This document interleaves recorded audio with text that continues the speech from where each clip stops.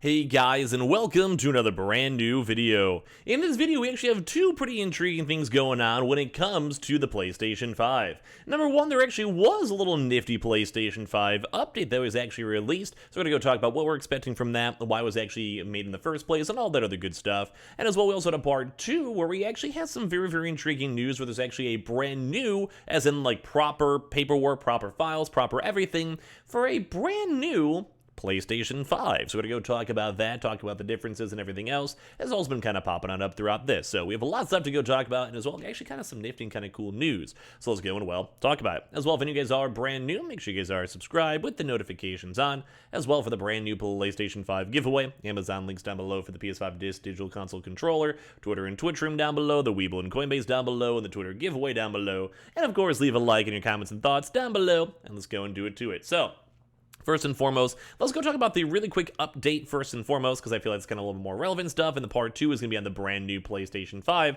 which overall is kind of even nifty as well. So with this, there actually was a PlayStation 5 update, which was 22.01.005.010.0023, whatever it is, released as of May 12th. So with all this stuff, we actually had just a brand new update, and although it wasn't the biggest and craziest firmware update, especially when there's just a random update and random new things popping on off, there actually was a very basic 1 gigabyte update, which was actually just a basic, this system software update improves system performance. So, well, usually, typically, if you guys don't know, it's kind of a meme where a lot of these times we'll just have a random, like just out of the blue, random update when it comes to the consoles, and it will usually just go back and default to updates, system performance, which obviously, at the end of the day, is always nice. You want to make sure your stability is all good. You want to make sure the console's going good. And we've actually been seeing a few different fixes that we're also prepping up with this. Or apparently, like if people are running their consoles for a long time, so think like more of a proper like 5, 6, 7, 8 hour gaming period, apparently a lot of folks are running into just overall system slog, which was essentially just having their console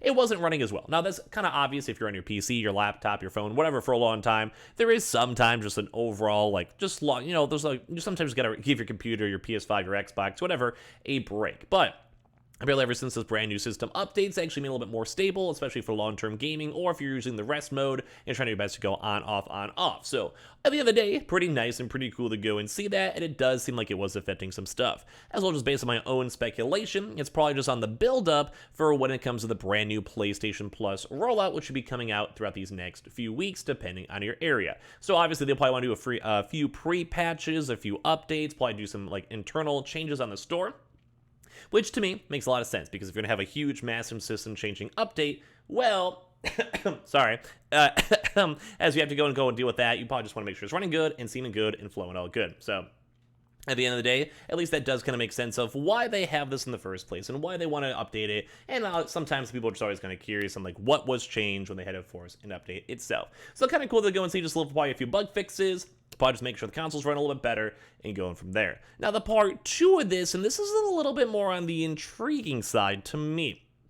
This is in regards to Sony appearing to have registered a brand new PlayStation 5 model now in Japan. So this is now the CFI 1200 series console, including updated radio equipment, according to a brand new listing. So this is actually, if you guys remember, we did see a brand new console, maybe around like 7, 8, 9 months ago. It's at least a little while ago itself. So yeah. It's, well, a very not, I don't know, it's just, sometimes they change stuff, but it's not a big change, but sometimes it is. It's something we're going to probably want to keep on the lookout for these next few days. So Sony Interactive Entertainment appears to have registered a brand new PlayStation 5 model now officially in Japan. In April, the company received constructive design certification for what looks like to be the brand new CFI 1200 series model, featuring updated radio equipment, which is intriguing to see on that one. So it's all like this is like proper hardware changes, hardware updates, and all of that. The product was granted design certification by Japan's Ministry of Internal Affairs and Communications, which ensures that radio and wireless communications equipment conforms to certain technological standards, which I think that just might be more tied out into making sure, like, planes are okay, helicopters are okay, stuff like that. So Oh, it was intriguing to see that. The PS5 launch hardware uses a CFI 1000XXX model numbering scheme, while revised hardware, released in 2021, uses CFI 11XXX scheme. So, kind of I think from based on that, it kind of seems that it's going to be more of a baseline redesign instead of like, I think the differences. Like, if you guys remember, there was a really big controversy and talk on like the changes of the heat sinks and changes of the designs when it comes to the PlayStation 5 consoles a few months back. Now, last May, it was reported that Sony would start production on a PS5 redesign in 2022, which would feature a new semi-customized 6nm CPU from AMD. Taiwanese business website DigiTimes claimed the suppliers, including semiconductor foundry TSMC, were planning to start producing the redesigned PS5 console between the second and third quarters of this year. So that was also kind of tied into what we were hearing before on the PS5 Pro, which also may have some tie-ins with that too as well. We'll have to kind of go and see if this is going to be more of a pure efficient, like internals for CPUs or GPUs or whatever, or something else. So intriguing to kind of go and know. Last year's redesigned PS5 was purely components focused and didn't feature any significant external changes, although this once again may be the case for the brand new CFI 1200 series. So just intriguing to go and see this.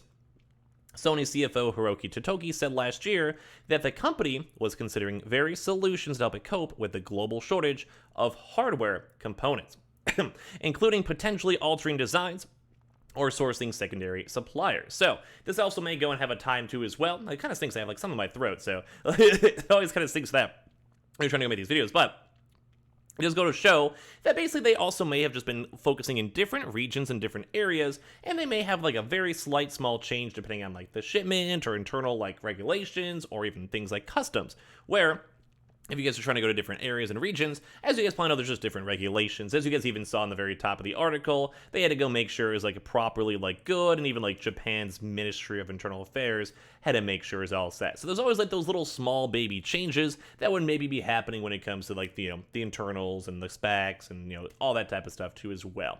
So basically, Sony CFO's Hiroki Totoki said last year that the company was considering various solutions to help it cope with the global shortage of hardware components, including potentially altering designs or sourcing secondary suppliers. So this would probably maybe be one of those tie-ins too, where maybe say in China they can maybe get easier access to a certain thing, or say maybe like in like South America they have access to a certain thing, or America, etc., based on the foundries and internals and all of that. So it's just very intriguing to go and see nonetheless.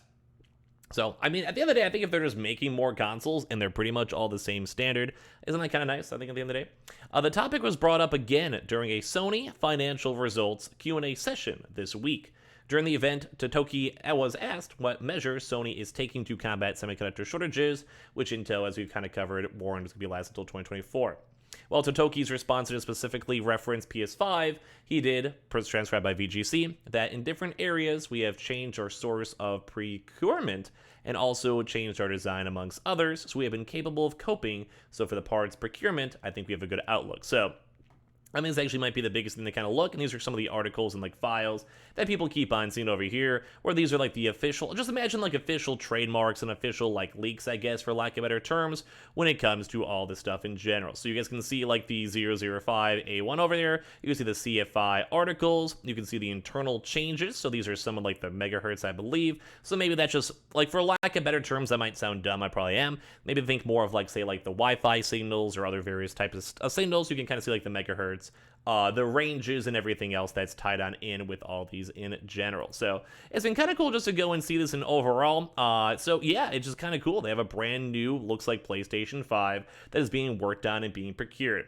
Now, once again, for me, I do want to say I think I'm okay with the idea of them changing up the internals very slightly. I'm sure you guys would maybe be in the same boat too as well, because if that means that they can make more consoles, I think at the end of the day, that's a good sign. Like, we like seeing more consoles, we like seeing more restocks, we like seeing more consoles in the hands of folks, and as well, if they want to push that 18 million console stock amount, well, at the end of the day, you got to go and hit those numbers, you know? You know what I mean? Like, you have to, like, somehow make it in some way. If you have to, maybe go cut, like, a corner, as long as it's, like, not affecting the actual console and performance and all of that, at the end of the day, I think I'm okay with it. But it does kind of stink because, well, we want our consoles to work. Like, we want them to not be any different. But I feel like all the changes we saw and just covered up in this video doesn't seem like it's that big of a difference, and I do think the, even, like, the heat coil differences we had before really wasn't the biggest change either. So at the end of the day, I do think it's kind of nice and pretty good, and more consoles means more consoles. So give me your thoughts and comments down below as well. Make sure you guys are subscribed with the notifications on, as well for the brand new PlayStation 5 giveaway. Amazon links down below for the PS5 Digital Console Controller,